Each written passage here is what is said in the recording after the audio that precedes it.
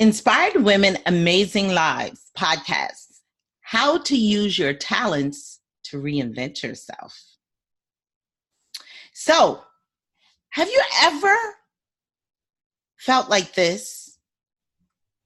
If you could wave a magic wand and do or be anything that you wanted to become, what would that be? What would that really look like in full detail? I want you to ask yourself that question. So I've done this exercise before with people in the past where I've had them to write out what their life looks like in 5 or 10 years from now, daring them to include all the bells and whistles and everything they can possibly desire for their lives in the future. It is a visioning exercise, and it is so much fun and so effective. What really comes out of doing this exercise is that it makes people begin to think about how different their life can really be. And it helps them to realize that they can actually make it happen, that it's not impossible. And then the wheels start turning on how they can reinvent themselves and write their own story to reach their vision. One reason that got people to the place where they were not even wanting to envision what they could do is that a lot of people feel they have nothing to offer. And how untrue is that? Because I believe that we are sum total of our thoughts, feelings, and experiences. When we begin to think about what we're capable of doing, we forget to include all the skills and abilities we've garnered over the years. We tend to overlook that for some reason. It is like we don't identify with all of the great things that we've had to learn over the years to become who we are and to survive. My mom always harped on getting more skills and learning new things. I spoke about that on my podcast last week with Dr. Melissa Brown, and she shared an amazing story of how she reinvented her life so that she could live the life she truly desired. And what makes her story so amazing is that she took all of the skills that she had learned as a physician. Yes, you heard me, as a medical doctor, and transitioned that into a content marketing business that she absolutely loves and makes her amazing money. So if you listen to that episode, it is great. It will definitely get your wheels spinning for sure. What we often don't consider is that a lot of the same skills and abilities we've used in a previous life or career are the same types of soft and hard skills that we can use in our business venture or in whatever we want to do to reinvent our lives. We just need to put a little spin on it or look at it from a different perspective, but you're still using the same skills and abilities that you've always had. It's you. You don't have to reinvent the wheel and learn new things. Your skills, abilities, and experience are your assets, girl. Yes. You don't think you have.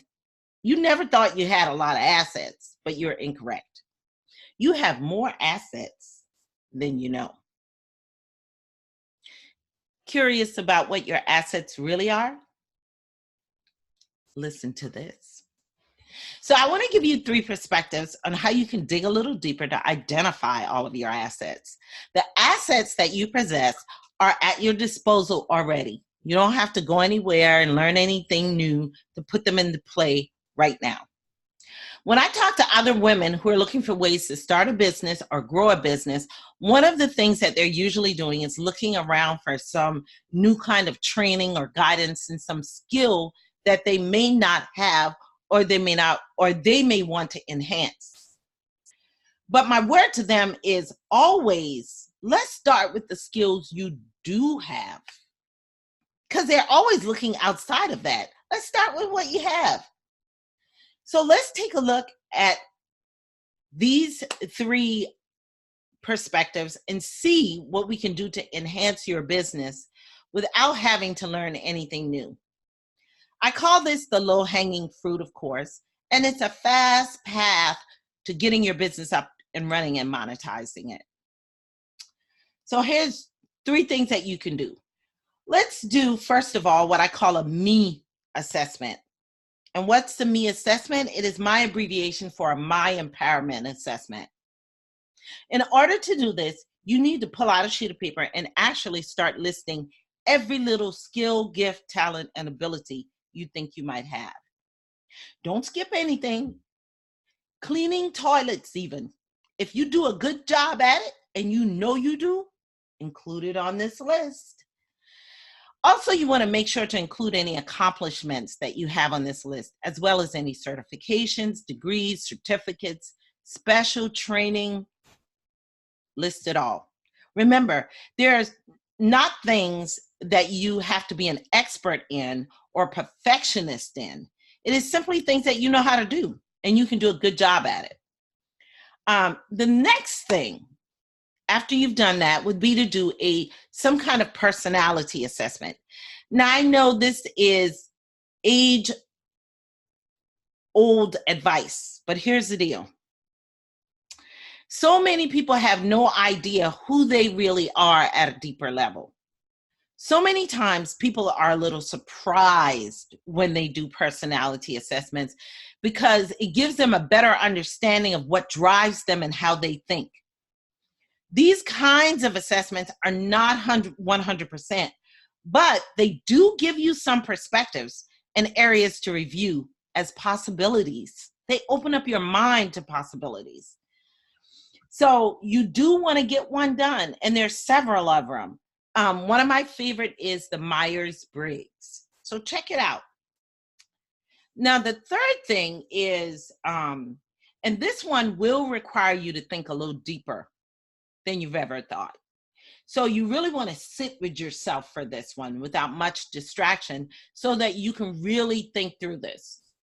What you're going to do is you're going to write down what your deepest desire is for your life. Yes, and you are going to dig deep. You're going to think about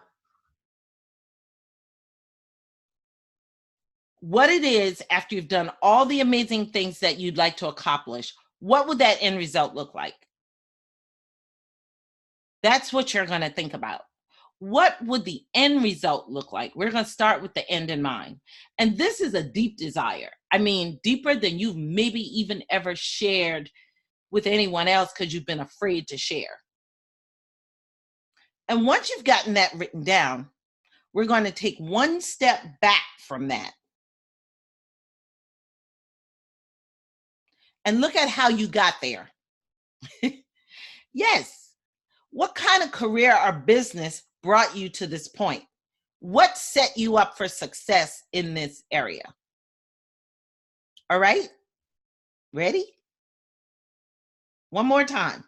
Now we're going to take one more step back and look at what your feelings are about this career or business that brought you to this point.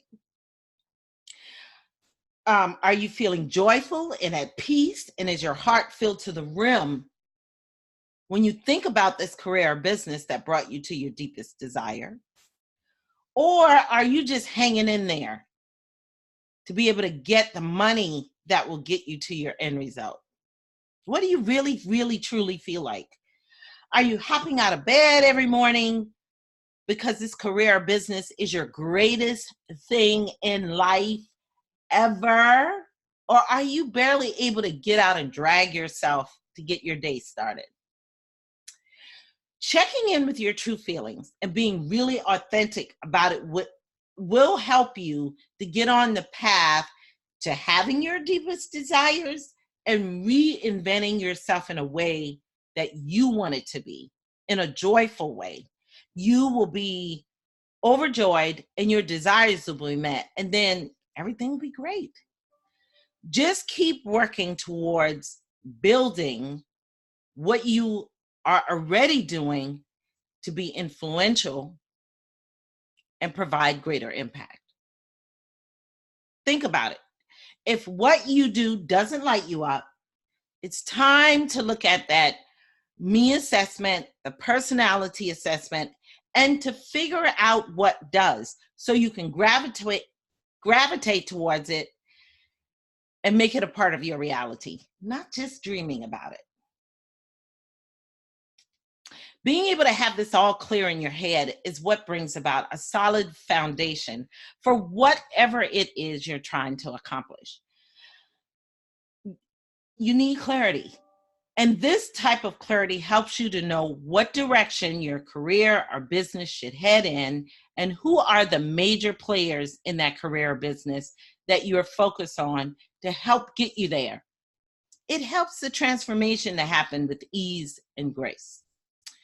So I have a friend who's a veterinarian, and that has really worked well for her because in her head, this whole process has really worked well for her because in her head, she's not giving herself permission to become what she really wants to become.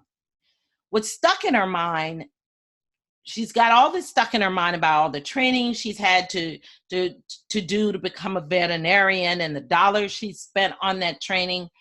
And what she did not realize is that, yes, she learned how to be a veterinarian by profession, but also in that journey, she learned a lot of other skills and abilities that she can use elsewhere to pivot when she's ready. It is like she isn't giving herself permission to become who she really wants to become. Yes, we have the best intentions when we start anything, but we never really know until we start whether or not that thing is the right thing for you to be doing. You just have to start on the journey and realize when it's time to pivot. Make sense? Doing these exercises allowed my friend to have a glimpse, a very small taste of what her future could be like, as well as to tap into her genius and to really uncover her deepest heartfelt desires that maybe she didn't want to acknowledge. It helped to provide the clarity she needed to be able to give herself permission to move into another phase of her life and get on a new journey. I hope these can help you too. Along with that, here's my free gift to you to help you as well.